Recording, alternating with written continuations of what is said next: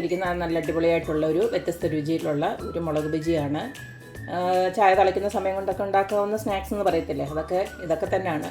വെറും 10 മിനിറ്റ് കൊണ്ട് സംഭവം റെഡിയാണ്. നല്ല ചൂടോടെ ഇതും കുറച്ച് ചായയോടുണ്ടെങ്കിൽ സൂപ്പറാണ്. അപ്പോൾ നമുക്ക് ഈ ഒരു അടിപൊളിയായിട്ടുള്ള മുളക് ബജി എങ്ങനെയാണ് ഉണ്ടാക്കുന്നതെന്ന് നോക്കിയിട്ട് വരാം.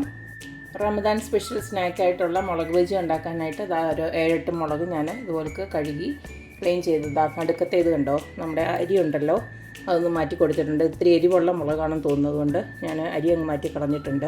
ഇതിലേക്ക് ഒരു ബാറ്റർ തയ്യാറാക്കാനായിട്ട് ഞാൻ 1 കപ്പ് നമ്മുടെ ബേസൻ ഫ്ലോർ ഉണ്ട്, അതായത് കടലമാവും, അതുപോലെ തന്നെ 2 ടേബിൾ സ്പൂണ് അരിപ്പൊടി ഉണ്ടല്ലോ, വറുത്ത അരിപ്പൊടി, ഇത് രണ്ടും കൂടെ ഒന്നിട്ട് വെച്ചിട്ടുണ്ട്. ഇതിലേക്ക് കുറച്ച് മല്ലിയിലയും അതുപോലെ തന്നെ കറിവേപ്പിലയോടെ ഞാൻ ഇട്ട് കൊടുക്കുകയാണ്. ഓപ്ഷനിലാണ്, വേണമെങ്കിൽ ഇട്ട് കൊടുത്തേച്ചാൽ മതി.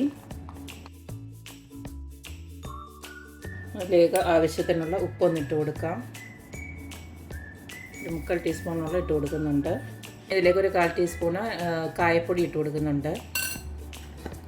ഇതിലേക്ക് കുറച്ച് മഞ്ഞൾപ്പൊടി ഒരു നിറത്തിന് വേണ്ടിയിട്ട് ഒരു 1/4 ടീസ്പൂണ്.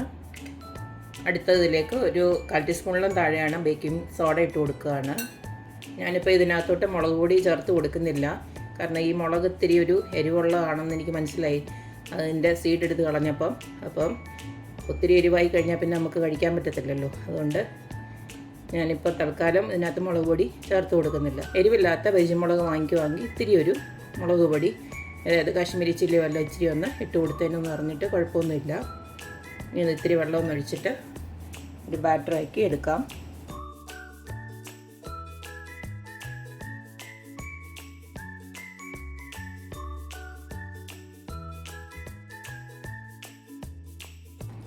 ഈ ഒരു രീതിയിൽ ബാറ്റർ ഉണ്ടാക്കി വെച്ചാൽ മതി. ഏകദേശം ഒരു ഇഡ്ഡലി മാവിൻ്റെ കൺസിസ്റ്റൻസിയിൽ മതി. ഇനി നമുക്ക് ബജി ഉണ്ടാക്കാം. ബജി ഉണ്ടാക്കാനായിട്ട് ഞാൻ ഇതുപോലക്ക് ഒരു ചീനച്ചട്ടിയിലോട്ട് സൺഫ്ലവർ ഓയിലാണ് ഒഴിച്ചു കൊടുത്തേക്കുന്നത്. ഇനി നമുക്ക് ആ ഒരു ബജി മുളക് ഉണ്ടല്ലോ, ഓരോന്നും എടുത്ത് ബാറ്ററി മുക്കി നമുക്ക് വറുത്ത് ഊരിയെടുക്കാം.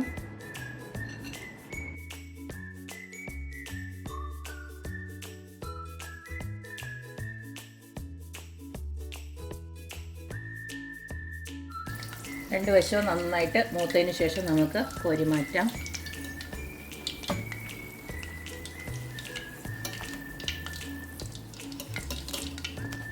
അടുത്തത് നമുക്ക് ഇതുപോലൊന്ന് വറുത്തെടുക്കാം. ഞാനിപ്പോൾ ആ മുളക് ഒന്ന് നടുക്കൂടെ ഒന്ന് കട്ട് ചെയ്തിട്ടു, അതാകുമ്പോൾ നമുക്ക് ഇടാൻ സൗകര്യമാണ്.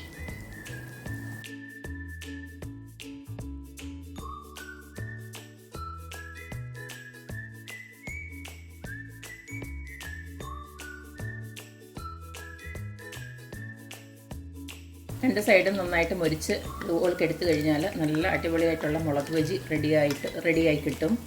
വളരെ ഈസി ആയിട്ട് ഉണ്ടാക്കാൻ പറ്റിയ ഒരു ബജിയാണ്. വേറെ പ്രത്യേകിച്ച് നമുക്ക് സമയം ഒന്നുമില്ലല്ലോ, ചായ തിളയ്ക്കുന്ന സമയം കൊണ്ട് ഒരു സൈഡിൽ കൂടെ ഉണ്ടാക്കിയെടുക്കാനും പറ്റും. അപ്പോൾ എല്ലാവരും ഇതുപോലൊന്ന് ട്രൈ ചെയ്ത് നോക്കുക, അഭിപ്രായങ്ങൾ അറിയിക്കുക. അപ്പോൾ എപ്പോഴും പറയുന്ന പോലെ തന്നെ എൻ്റെ റെസിപ്പീസ് ഇഷ്ടമുള്ള എല്ലാവരും please like, share and subscribe. അപ്പോൾ ഇനിയൊരു അടിപൊളി വീഡിയോ ആയിട്ട് വരുന്നവരേക്കും ബൈ.